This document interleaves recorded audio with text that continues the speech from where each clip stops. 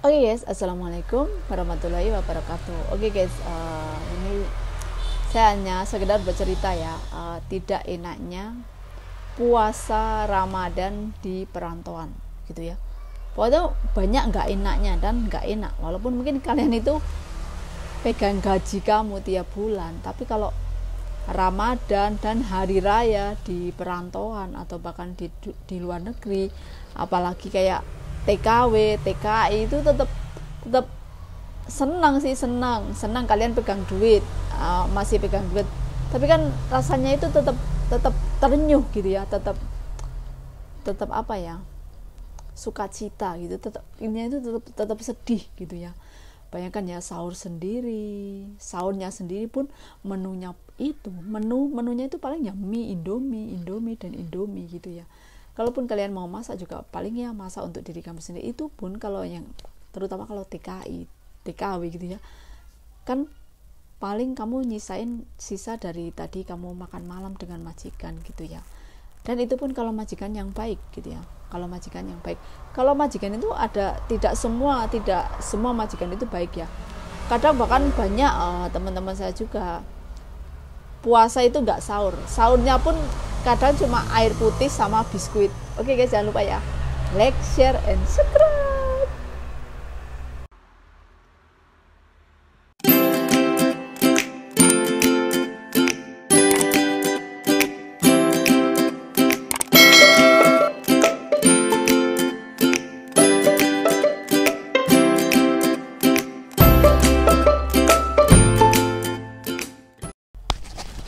Oke guys, ya sekarang ini kalau di Indonesia udah memasuki puasa yang ke-14 ya. Ya sih, tadi saya lihat status teman, soalnya saya nggak pernah ngitung, nggak pernah ngitung sekarang ini puasa keberapa gitu ya. Oke guys, hanya intermezzo. Gini ya guys ya, pokoknya paling indah, maaf ya guys berisik ya, biasalah daerah saya itu. Paling indah itu Ramadan di kampung gitu ya, apalagi dekat dengan orang tua gitu ya, dengan orang tua, dengan sanak saudara gitu ya, dengan anak, dengan suami gitu ya, enak itu sangat indah. Nah kalau suka dukanya puasa Ramadan di luar negeri gitu ya, mungkin kalau yang misalnya di luar negeri kerja kantoran atau intinya itu bisnis gitu sih, enjoy aja gitu ya.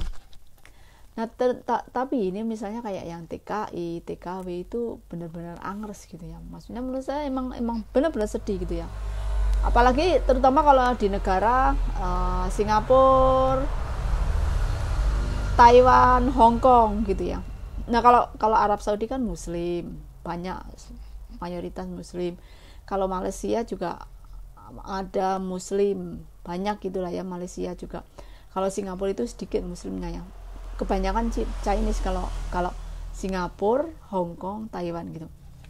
Nah biasanya kalau negara yang muslimnya itu tidak banyak, pasti masjid itu bisa dihitung gitu ya. Bahkan kalau di Hong Kong itu masjid itu di Hong Kong gitu ya, dari ya memang Hong Kong itu negara kecil ya, tapi kalau yang menurut sepengetahuan saya itu, kalau nggak salah ya, kalau salah ya maaf gitu ya, Hong Kong negara yang ya bisa dikatakan gede gitulah ya, itu tuh hanya 5 masjid, hanya mempunyai 5 masjid. Yang pertama di Wan Chai, Tsim Sha Tsui, Sentral, dan juga ada yang musola kecil itu paling 2 atau berapa gitu ya, yang deket penjara gitu ada. Nah kan kalau yang negara banyak non muslimnya itu kan otomatis para majikan Chinese gitu kan, taunya itu Islam itu nggak makan babi, itu doang. Swear, orang non muslim di luar negeri, di Taiwan, Singapura, Hong Kong, itu taunya cuma Islam itu nggak makan babi. Ya mungkin kalau Singapura agak ngerti kalau Islam itu harus sholat sehari 5 kali gitu ya, karena Singapura dan Malaysia itu deketan, kan serumpun ya, Singapura, Malaysia, Indonesia itu serumpun, Brunei Darussalam.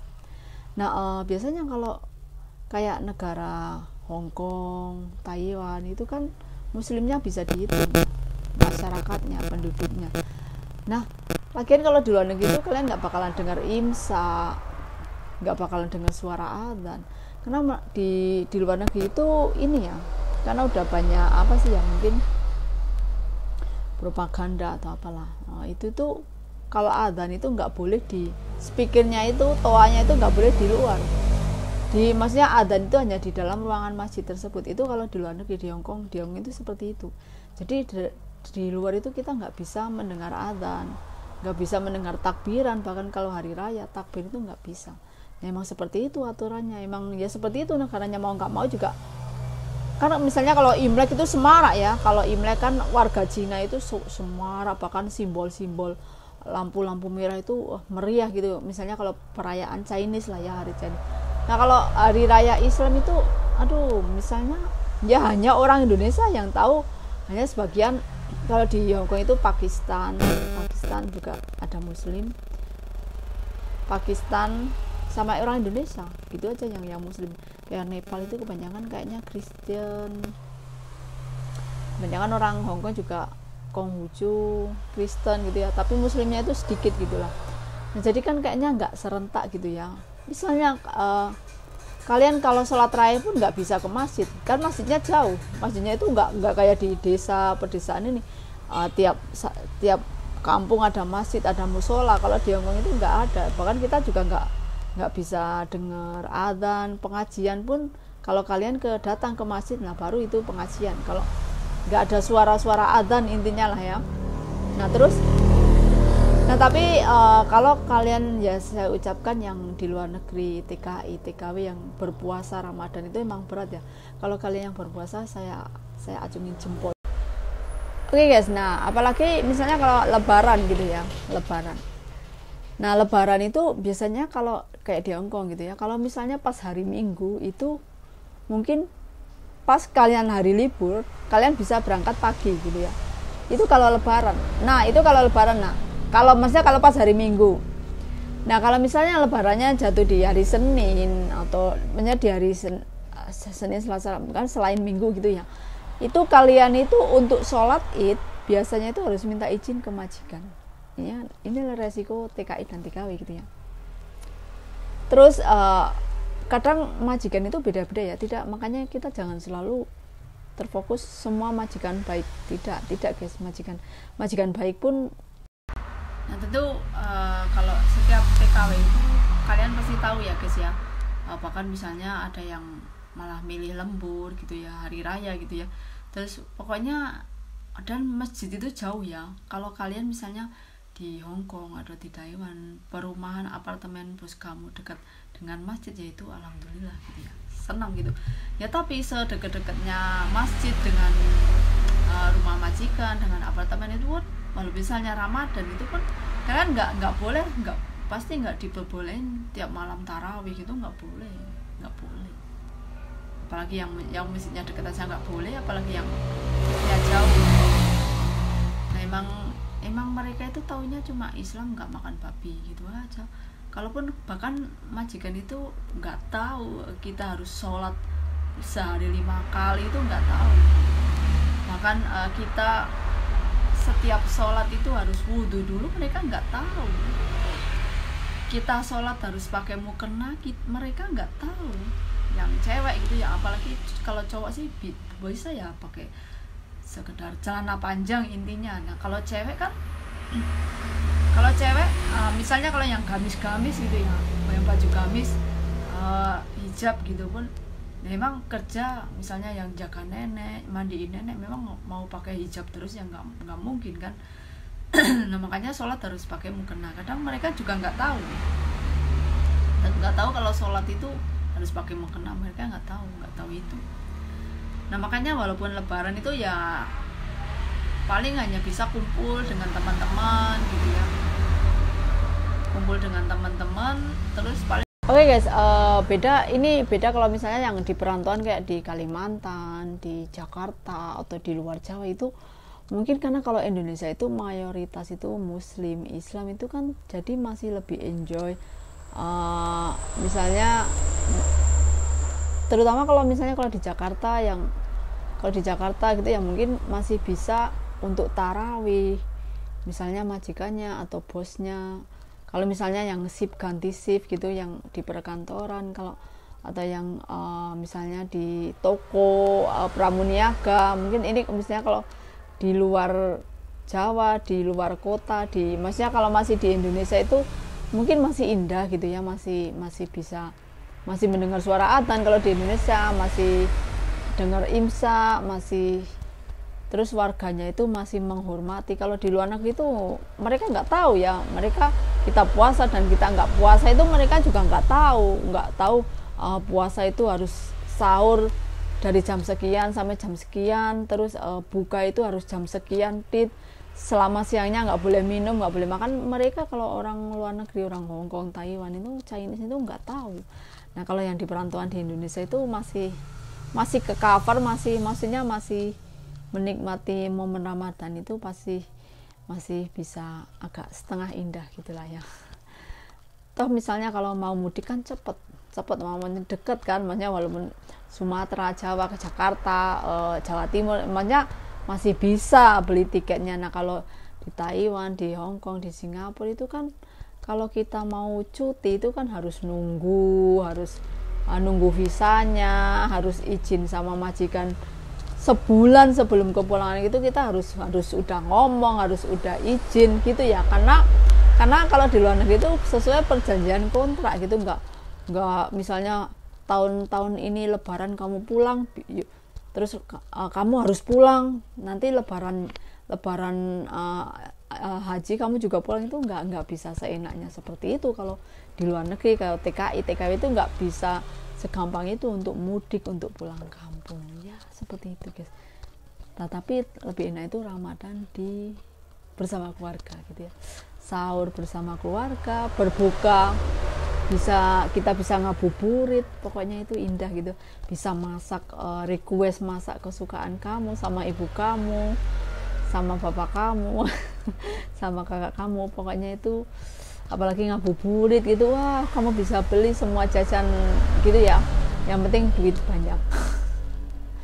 Ya sekian dulu dari saya guys ya, semoga bermanfaat. Hanya ini yang bisa saya sampaikan. Pokoknya sangat angel saya dulu sahur sendiri, buka. Kalau buka itu pasti yang ribet banget. Mau buka, anak bos saya nangis, saya harus nyuapin, harus ini, ganti pampers. Bahkan takbiran pun nggak bisa gitu ya.